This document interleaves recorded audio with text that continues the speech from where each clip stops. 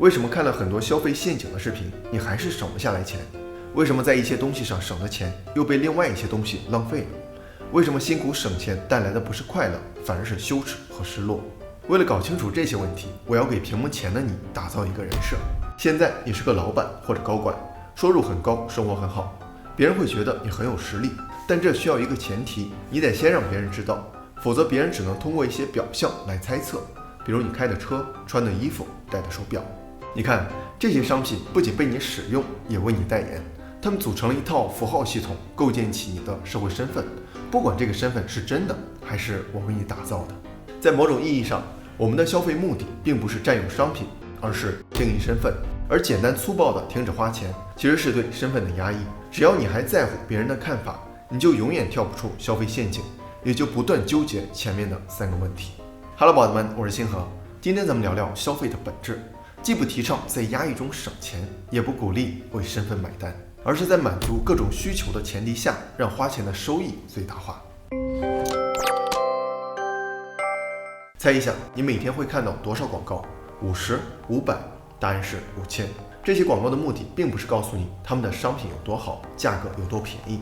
而是把商品变成符号，用符号定义身份。起因是前一段我手机电池不行了，就在淘宝上搜 iPhone， 大家发现没？我搜的不是手机，而是 iPhone， 所以我的问题比电池还严重，因为我想都没想就排除了其他选项，进入无意识消费的模式中，就认准某一品牌、某一商品，不管它是贵还是更贵。单从使用角度来看，我不打游戏，不刷视频，最多也就是电话、微信，好像除了老年机都能满足我的需求。为什么一开始我会无脑选择 iPhone？ 说是选择，其实是配对。我希望用我的身份匹配 iPhone 的定位。这样它就能作为一个符号，告诉别人我是谁，我的经济实力和社会地位，这是脱离于商品使用价值以外的符号价值。社会学家让·鲍德里亚提到，今天的消费社会，人们从来不消费物的本质，而是把物当作能够突出自我的符号。我拿着4块钱的大瓶冰红茶，大家会觉得我是个屌丝；当我要喝35一杯的星巴克，我怎么看自己都像小资。在证明身份的作用上，符号可能比身份证还有效。因为它被所有消费者普遍接受和认可，衣服、包包、手机、鞋子都一样。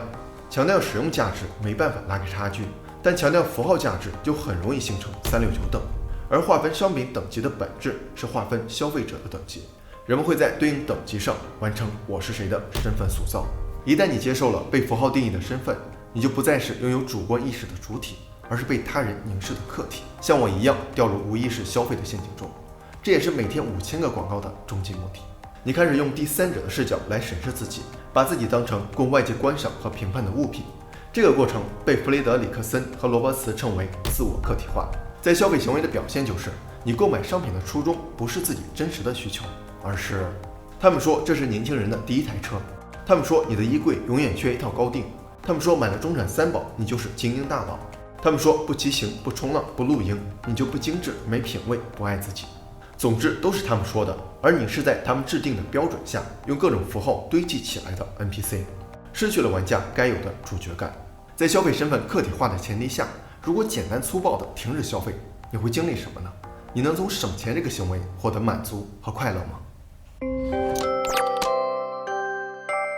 大家想过没？为什么那些奢侈品广告的模特都一副高冷又轻蔑的样子？没错，他们就是要让你不开心。研究表明，给你看奢侈品的照片，甚至仅仅是听到地位、昂贵这些词汇，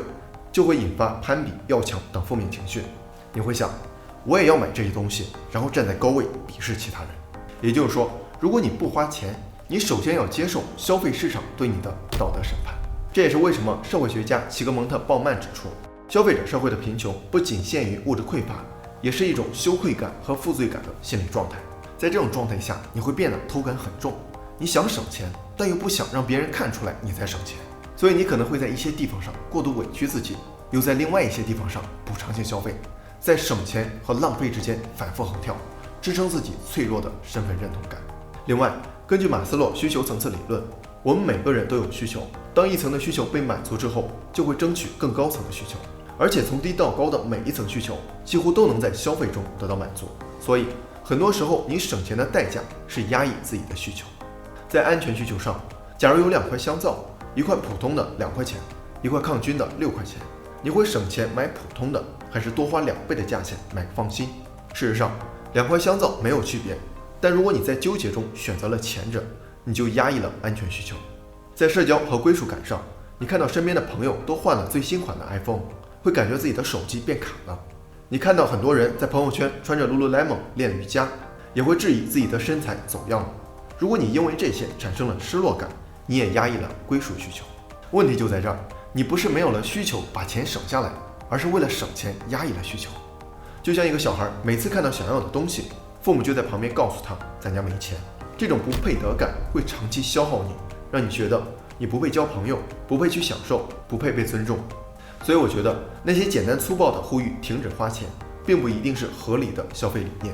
我们看到别人省钱也跟着省钱，跟我们看到别人花钱也跟着花钱的性质是一样的，都是自我客体化的过程，只不过一个是简陋的 NPC， 一个是奢华的 NPC。那有没有一种可能，既不会在省钱中压抑自己，也不会在花钱上随波逐流，像一个真正的玩家那样，在快乐中找回主角该有的掌控感和意义感？